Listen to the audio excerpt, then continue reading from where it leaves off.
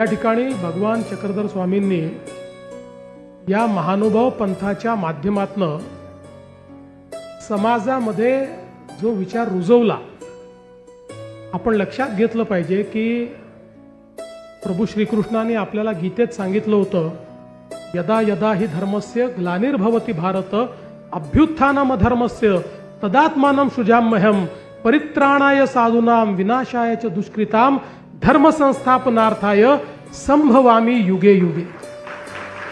म्हणजे ज्या ज्या वेळी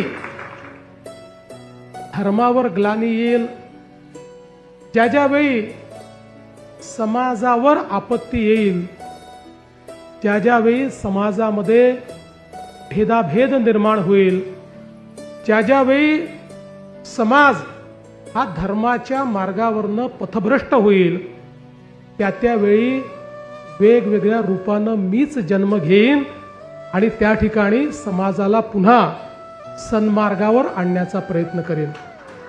आणि आपण पाहू शकतो की ज्यावेळी भगवान चक्रधर स्वामींनी अवतार घेतलेला आहे, तो काळही कुठेतरी समाज हा पथभ्रष्ट झालेला आपल्याला पाहायला मिळतो.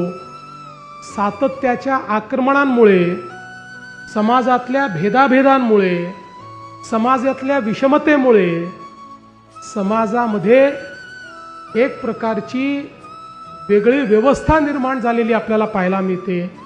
अशा परिस्थितीमध्ये संपूर्ण समाजाला एका सूत्रामध्ये बांधण्याचं काम जर कोणी केलं असेल तर ते सर्वज्ञ श्री चक्रधर स्वामींनी केलं. आणि जो समाज जातीमध्ये, पंथामध्ये, भाषेमध्ये उच्च नीच अशा प्रकारच्या वेगवेगळ्या दऱ्यांमध्ये विभागलेला होता, त्या संपूर्ण समाजाला या महानुभाव विचाराने एकत्रित केलं. कोणी कोणाची जात विचारली नाही, कोणी कोणाची भाषा विचारली नाही, कोणी कोणाचा पंथ विचारला नाही, तर सगळ्यांना एक सन्मार्ग देण्याचं काम या ठिकाणी सर्वज्ञ चक्रधर स्वामींनी केलं.